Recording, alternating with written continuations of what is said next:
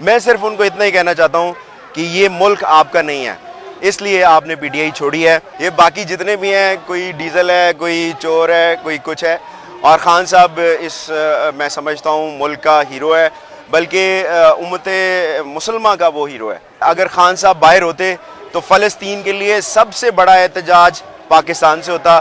ایک چور کو، ایک بھاگے ہوئے اشتہاری کو آپ اس طرح سے پروٹوکول دے رہے ہیں، تو یہ کہیں نہ کہیں جو ہماری اسٹیٹ ہے وہ غلطی کر رہی ہے۔ میرا نام ہے سردار تعدیل کے ایسر سہوترا، میں پشاور سے تعلق رکھتا ہوں اور پی ٹی آئی کا وائس پریزیڈنٹ کے پی کے مائنورٹی ہوں جناب۔ ادھر جی کنونشن ہے اور ہم کنونشن پہ آئے ہیں، خان صاحب کے سچے سپاہی ہیں۔ ہم شروع دن سے پارٹی کے مشکل وقت سے لے کے ابھی تک پارٹی کے ساتھ کھڑے ہیں۔ ہر طرح کے احتجاج میں اور ہر طرح کی جو بھی پارٹی کی طرف سے ایکٹیویٹیز ہوئی ہیں، ہم نے اس میں بھرپور حصہ لیا ہے، اور انشاءاللہ یہاں پہ بھی ہم اسی لیے آئے ہیں کہ آج کی کنونشن جو ہے اس کو بھرپور طریقے سے جو ہے وہ کامیاب کرایا جا سکے۔ پی ٹی آئی کا مستقبل تو جی روشن ہے۔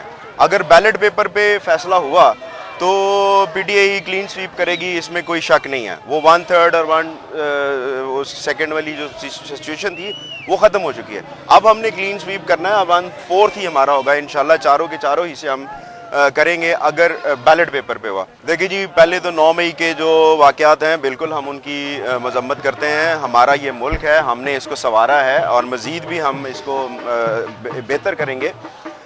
پاکستان کو کسی بھی طرح نقصان دینے کے پوائنٹ آف ویو سے تو پی ٹی آئی نہ کبھی سوچتی ہے اور نہ ہی سوچ سکتی ہے۔ 9 مئی کے واقعات سے پہلے بھی آپ دیکھ لیں کہ پی ٹی آئی نے کبھی کوئی ایک گملہ تک نہیں توڑا ہے۔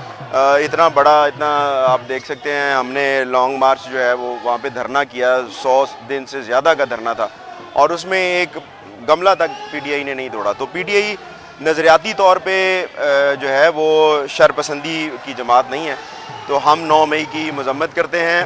اور جو مقدمات کی آپ بات کر رہے ہیں، مقدمات جو ہیں وہ بے بنیاد ہیں، اور یہ سارے سیاسی مقدمات ہیں، صرف خان صاحب سے بدلہ لینے کے لیے، اور جو لنڈن پلان کی بات ہوتی ہے، یہ سارا وہی ڈرامہ ہے، اور آپ دیکھیں گے انشاءاللہ یہ مقدمات جلد جو ہیں وہ ختم ہو جائیں گے انشاءاللہ۔ میرے جو اپنی سینسز ہیں وہ مجھے یہی کہتی ہیں کہ دسمبر میں انشاءاللہ خان صاحب ہمارے درمیان ہوں۔ دیکھیں جی، سب سے پہلے تو میں اپنے ہیروز کو سلام پیش کرتا ہوں۔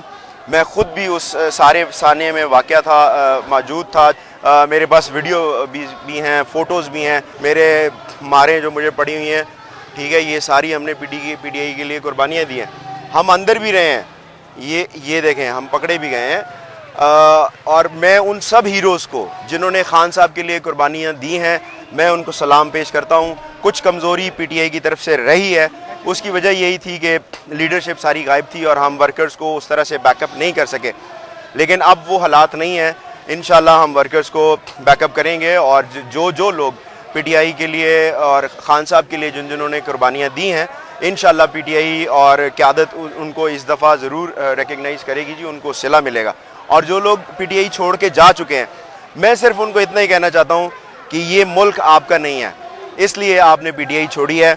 آپ نے اپنی کرپشن کو چھپانے کے لیے، آپ نے جو غلط کام کیے تھے اس کو چھپانے کے لیے پی ٹی آئی چھوڑی ہے۔ تو میں سمجھتا ہوں کہ وہ بھی زرداری اور نواز شریف کے ساتھ اگر میں ان کو کمپیئر کروں تو کوئی دوسری رائے جو ہے وہ نہیں ہے۔ یہ باقی جتنے بھی ہیں، کوئی ڈیزل ہے، کوئی چور ہے، کوئی کچھ ہے، اور خان صاحب میں سمجھتا ہوں ملک کا ہیرو ہے، بلکہ امت مسلمہ کا وہ ہیرو ہے، ٹھیک ہے۔ اس نے ورلڈ لیول پہ اسلام کی بات جو ہے وہ کی ہے، اور آج آپ دیکھیں کہ اگر خان صاحب باہر ہوتے تو فلسطین کے لیے سب سے بڑا احتجاج پاکستان سے ہوتا۔ فلسطین کے لیے اگر سب سے پہلی کوئی بھی کھیپ یا کوئی بھی امداد ان کے لیے جاتی تو میں یہ سمجھتا ہوں جی وہ پاکستان سے جاتی، اور ابھی آپ دیکھ لیں آپ کو احتجاج کرنے تک کا جو ہے نا اختیار نہیں ہے۔ تو میرے خیال سے تو عمران خان صاحب جو ہیں وہ اس ٹائم پاکستان کے بھی اور پوری مسلم دنیا کے جو ہیں وہ سب سے بہترین، کہنے کو بہت ساری چیزیں ہیں، اور ہمیں نظر بھی آ رہا ہے جس طرح سے ایئرپورٹ پہ وزیر اعظم نواز شریف کو جو ہے وہ ریسیو کیا گیا، اور پھر بائیو میٹرک ٹیم وہاں پہ پہنچی، اور جس طرح سے وی آئی پی پروٹوکول دیا گیا۔